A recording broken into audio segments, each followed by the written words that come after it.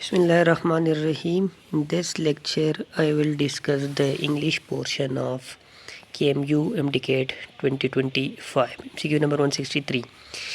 In the sentence, jogging every morning improves my mood.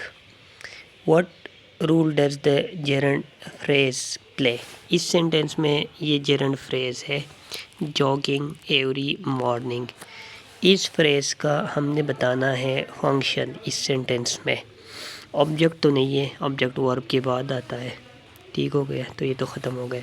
जब object नहीं है, direct object भी नहीं है, प्रेडिकेट भी वर्ब के बाद आता है. ये सब्जेक्ट है, स्टार्ट में यूज़ हुआ है. ज़रूरी नहीं कि सब्जेक्ट स्टार्ट में हो वैसे, लेकिन यहाँ पर ये एज ए सब्जेक्ट यूज़ हुआ है. मतलब सेंटेंस इसके बारे में है. Subject is the topic of the sentence. Subject is about which something is said.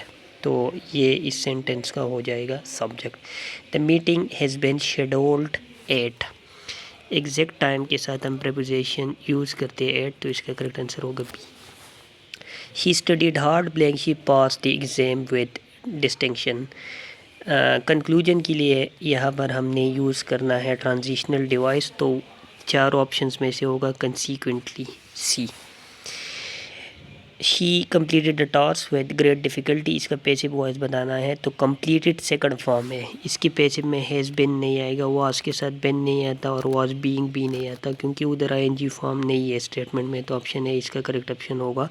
The task was completed. 167. Each of the boys. Each के साथ हैव तो नहीं आ सकता, आर भी नहीं आ सकता. हैज़ आ सकता है लेकिन यहाँ पर नहीं आ सकता, क्योंकि आगे थर्ड फॉर्म नहीं है. हैज़ के बाद तो फिर थर्ड फॉर्म रिक्वायर्ड है, तो यहाँ पर इज़ सी करेक्ट ऑप्शन होगा. Revenge is a kind of wild justice. तो ये पर्सनिफिकेशन तो नहीं है. पन में एक वर्ड दो मीनिंग्स में, दो पॉसिबल इंटरप्रिटेशन में यूज़ होता है. हाइपरबली भी नहीं है, मेटाफर है, क्योंकि ये इसका मतलब है revenge is like world justice होता तो फिर सिमिली होता, वो नहीं है, तो इसलिए ये मेटाफर है. पर्सनिफिकेशन में तो हम नॉन लिविंग थिंग को ह्यूमन बीइंग वाली क्वालिटीज़ देते हैं, यहाँ पर वो भी नहीं है. The old man was feeble barely able to walk. Feeble की मीनिंग है इसमें वो चल नहीं सकता था, तो इसका मतलब वो कमज़ोर था, तो बीच का करेक्ट ऑप्शन होगा.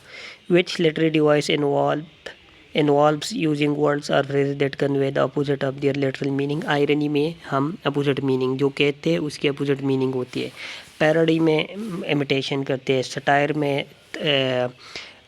हार्श क्रिटिसिज्म होता है, और सरकेज़म में हार्शेस्ट बहुत ज़्यादा इंटेंसिटी के साथ क्रिटिसिज्म होता है, तो ये तो नहीं हो सकती.